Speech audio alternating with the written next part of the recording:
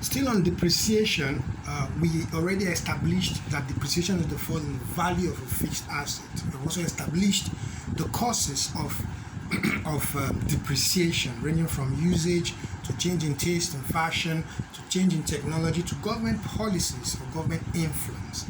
And then we've been able to use other methods to calculate depreciation. We've looked at straight line method, also called equal installment method. We've looked at reducing balance method. We've looked at some of the year digit method.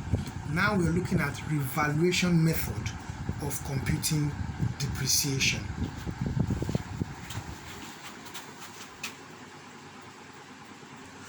This method provides that depreciation of an asset is the difference between the value of the asset at the beginning of the year and the value of the same asset at the end of the period.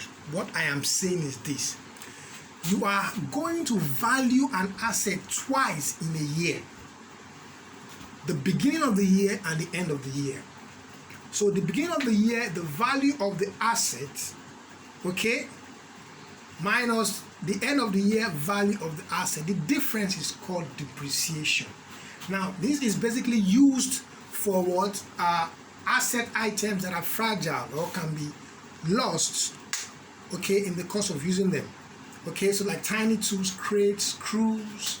Okay, so the idea here is that instead of using other methods, maybe straight line and all that, because of the nature of the asset, we value them twice in the period. Value them at the beginning of the period, value them at the end of the period. The difference is what we call depreciation. So that we call the revaluation method. The revaluation what method of calculating what depreciation. So simply put here, we have depreciation is equal to what? Value of the asset at the year start minus value of the asset at what? Year end. So if the value of the asset is 1 million in the beginning of the year, and by the end of the year the value has dropped to 950,000. The difference is 50,000. That is what? Depreciation.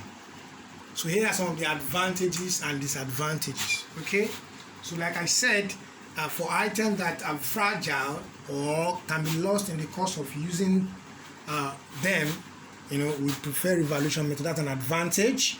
It is easy to understand when carrying on accountant along, because you just tell, okay, what's the value of the item now and what's the value later. The difference is what we call depreciation. So it's easy to understand when you're explaining to non-accountant, but it is also limited. It's not meant for all assets. That's why it's a disadvantage.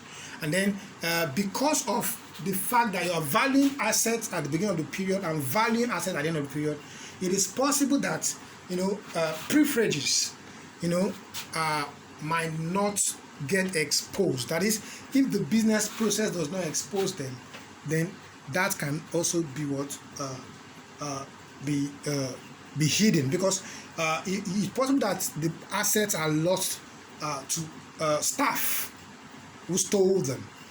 Okay, so if it is not exposed by the process put in place by the business, then that is gone. Okay, so this method covers that. So once you value at the beginning of the period and value at the end of the period, the difference in depreciation, it's possible that in that difference, the one that has been stolen, okay, will cause division to what to be unnecessarily what higher. But that is one of the disadvantages of the revaluation method. So quickly, let's look at other nomenclatures for depreciation. That is, it is possible that you are in some industries or you are in some business organization and they are not using depreciation. They might use something they call amortization.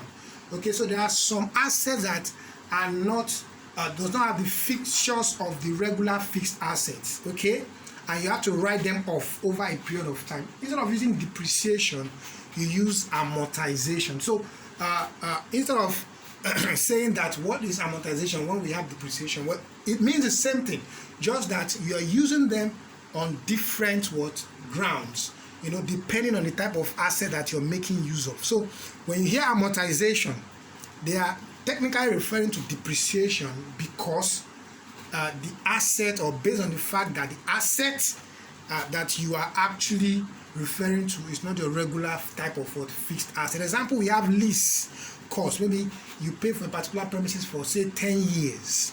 Okay, that is more like a lease rental. You can't depreciate that, you amortize that. Okay, so it's the nature of the asset that determines if you're going to call it depreciation or call it amortization. Okay, another one is depletion.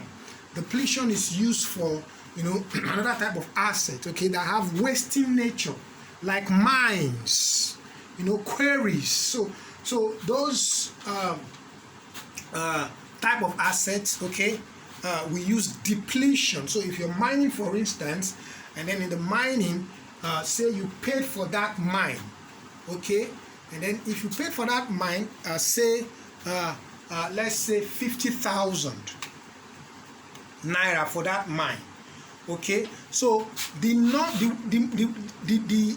number of tons, okay, that you get from that mines, you know, as you mine, okay, gradually, you understand, the cost of securing that mine reduces. So that can be computed based on what? The number of what materials gotten from that what? Mine. So instead of using depreciation of the cost of obtaining that mine, we say depletion of the cost of what? Obtaining that mine. So you can be using, it can be hearing the same thing in different words, and that's because of the fact that you're referring to a particular type of what? Asset. So if you're referring to a particular type of asset, or there's some type of asset that will use, you know, a particular type of what? Of term. So depreciation, amortization, depletion are similar approach in treating them, but we use them in case of different what? Type of what? Assets. Now this is an illustration on using revaluation method to compute for depreciation. So here's the question. Okay, they say 1st January 2015 tools purchase cost 325,000. 31st December 2015 the tools are valued at 300,000. You can see that in 1st January 2015 the tool cost 325. By 31st December it is now 300,000. So you can see that there's a difference. So that difference is what we call the depreciation. Okay, we value at the beginning of the year 325, at the end it's now 300,000. So the difference is what? 25,000. That is the depreciation. So now they are not saying that in January 2016 additional tools purchase cost 120,000. So that means they purchased additional tools. Okay, now by 31st December 2016 tools are now valued at 380,000. Remember, by 31st 2015 it was 300,000. Now if you add 120 to it, it becomes 420. Now by the end of 2016 they are valued to what? 380. So 420 minus 380, okay, will give us 40,000. That is depreciation as at 31st December 2016. So as at 31st December 2017 tools are valued at what? 350,000. So you can see that it has gone down from 380 to what? 350. That's 30,000. So basically what we're doing is we're trying to get the valuation at the beginning of the year and the valuation at the end of the year. The difference is what we call depreciation. So for the first year, okay, for the first year you can see 2015 here. That's the tool account. That's the tool account. You can see description here. Okay, cash is 325. Balance carried down 325. You can see that is the cost of the tools 1st January 2015. Okay, now in 2016 cost brought forward is 325,000.